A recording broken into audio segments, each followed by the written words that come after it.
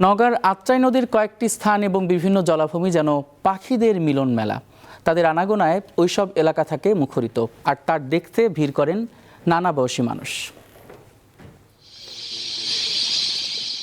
নদী ও বিলের স্বচ্ছ পানিতে চোখ পড়লেই দেখা মেলে অসংখ্য পাখির কিচিরমিচির।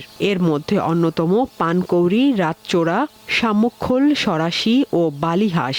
এই চিত্র নওগাঁর মাধবপুর উপজেলার আত্রাই নদীর কুঞ্জবন এলাকার।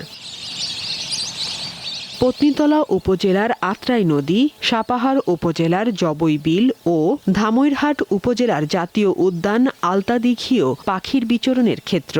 নিজের ইচ্ছা মতো আসে, মানে সন্ধ্যার সময় সবাই চলে যায়, আবার ধরে নেন ভোর 5টার সময় যখন আজান দেয় আবার সেই সময় আবার সবাই চলে আসে। মাঝে মধ্যে যদি বাঁশ দেওয়া হয় আরও সুন্দর লাগবে, তারা বসবে। আত্রাই নদী, আমাদের এই নদীতে প্রায় প্রতি বছরই কম বেশি পাখি আসে, কিন্তু অন্যান্য বছরের তুলনায় এবার পাখি অনেক বেশি।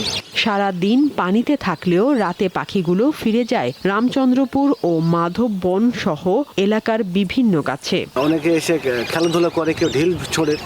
এই বিষয়গুলোর দিকে যদি পদক্ষেপ নেওয়া হয় তাহলে আমার মনে হয় ভবিষ্যতে এইখানে হাজার হাজার থেকে লাখো লাখো পাখির আগমন ঘটবে। শীতের সময় বেশি আসে, বিভিন্ন জায়গার লোক আসে পাখি দেখবার, ছবি ওঠায়। এসব পাখির চলাফেরা নির্বিঘ্ন ও আবাসস্থল নিরাপদ দেখতে চান নওগাঁর মানুষ। নতুন যে ব্রিজ আছে মহাদেবপুরের, এই ব্রিজের উত্তর এবং দক্ষিণে দুই দিকে 2 কিলো, 1 কিলো করে 2 কিলো এলাকা বিশেষ সংরক্ষিত এলাকা ঘোষণার জন্য স্থানীয় যারা আছেন, বিশেষজ্ঞ যারা আছেন এই বিষয়ে, প্লাস স্থানীয় প্রশাসন এবং স্থানীয় সাংবাদিক সকলের সাথে বসে আমরা সিদ্ধান্ত নিব যে সেখানে কি কি আরো করা প্রয়োজন। প্রতিদিন ভোরে আত্রাই নদীতে জড়ো হয় হাজার হাজার পাখি। মনোমুগ্ধকর এই দৃশ্য উপভোগ করেন দূর দূরান্তের মানুষ। সাদিয়া চৌধুরী, দীপ্ত, বার্তা কক্ষ।